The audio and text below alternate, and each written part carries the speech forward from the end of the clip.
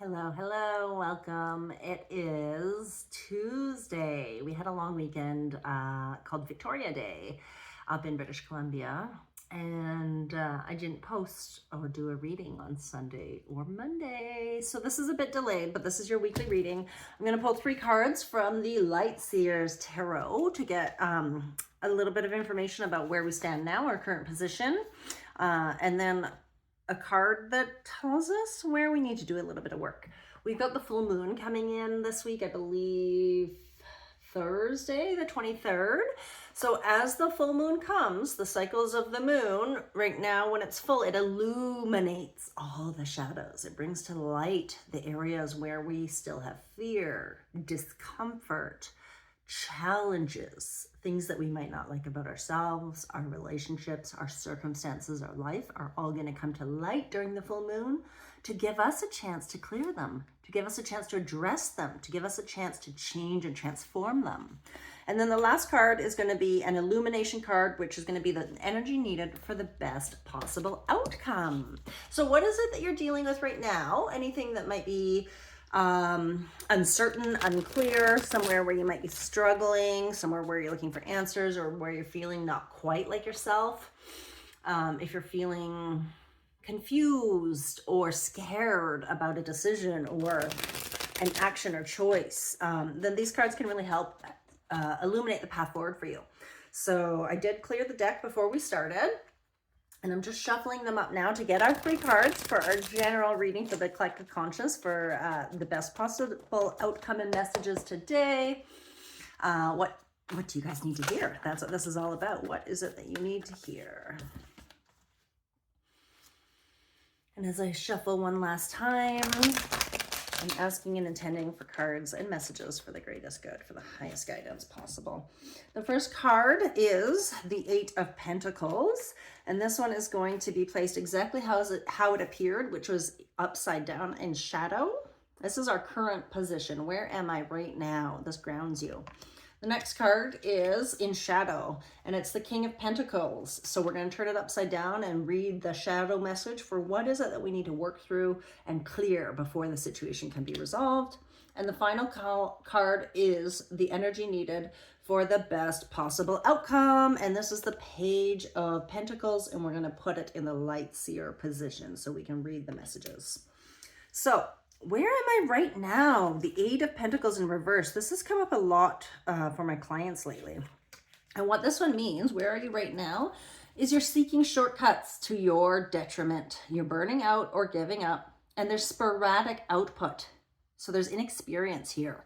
I can relate this to my own business in that I'm trying to start up my spiritual practice, my private practice, and I get bursts of energy and I go, and then I kind of fall off the rails. And then I get excited and then I question faith in God and my path, and then I go down and then I go up and down. So right now we're trying to take shortcuts to get to our destination without doing the work. We actually need to do some of the work first. And so this is what our shadow card is going to show us. What is the work that we need to do? First, I'm going to read this card for us. Patience and determination are the best ways to ensure your success. Mastering this skill takes time and perseverance, and shortcuts are not the best path forward as you build your experience. Remain dedicated to excellence and to developing your unique form. Study, practice, improve, and thrive. Put your Meraki, your love, your soul, your energetic essence into your work and bring it in a consistent, methodical way. Perfect your craft and imbue joy into the repetitive things that you find yourself doing. Find flow in the details, no matter what it is that you find yourself dedicated to. If you know it's time to move on to something more inspiring, find your plan to do so. Consistent action is called for, and often we feel blocked right before we expand into new levels. It's okay to be imperfect as you learn. As you become the master, find joy in self-improvement to help you get there. With loving determination, I persevere and I become the person I long to be. So don't give up on your dreams. Don't give up on yourself. When things get tough, that means that success is just around the corner. So keep pushing, hang in there, have faith. The shadow aspect is the King of Pentacles. Both pentacles have to do with security, safety, career. If you're contemplating any career moves right now or any changes, this advice might be especially relevant to you. So in shadow, this means obsessing over riches, seeking status, greed, a need to balance the material with the spiritual. So is your ego driving your why? What is the reason you're on this path or this goal, and is your ego with the money and the riches too much?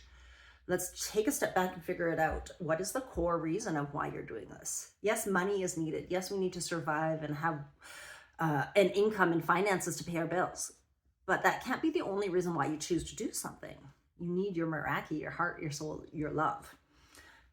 Exuding warmth, the King of Pentacles welcomes you into his study for a heartfelt conversation about life.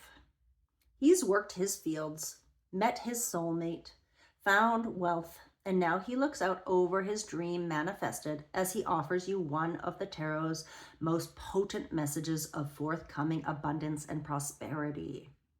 The most important thing to be done is to enjoy it all, sweet seer. Enjoy every lesson, challenge, failure, and success. He reminds you to get clear on where you want to be, to plan and envision. There's manifesting power in the longing and so much joyful expansion as you bring your greatest potential into existence. Happiness happens when you do better than the last time. And in the pursuit of personal growth, allow yourself the extravagance of desire. The rest is a consequence of faith, steady habits, and the courage to cultivate enormous dreams. Dream your biggest light to life. And then the last card is the energy that is going to be needed to get through this situation, which is the Page of Wands. And wands are so good for creativity and passion.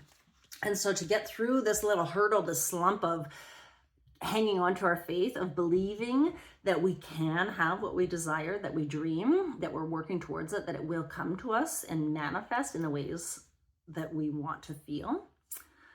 Explosive creativity and infectious enthusiasm. Ideas aplenty, creative beginnings, a newly found inspiration, honing a new skill or passion, curiosity, and trying new things, gifting yourself permission to dream. Great energy for creative ideation and brainstorming, a youthful spark. So we need to find our creative energy to get out of this. This page is a free spirit who carries infectious enthusiasm with her. Delight in her youthful, raw, and exuberant creative energy, and pay attention to the new ideas that are bubbling to the surface at this time. You will find flashes of inspiration there, inspiration that comes bundled with massive potential.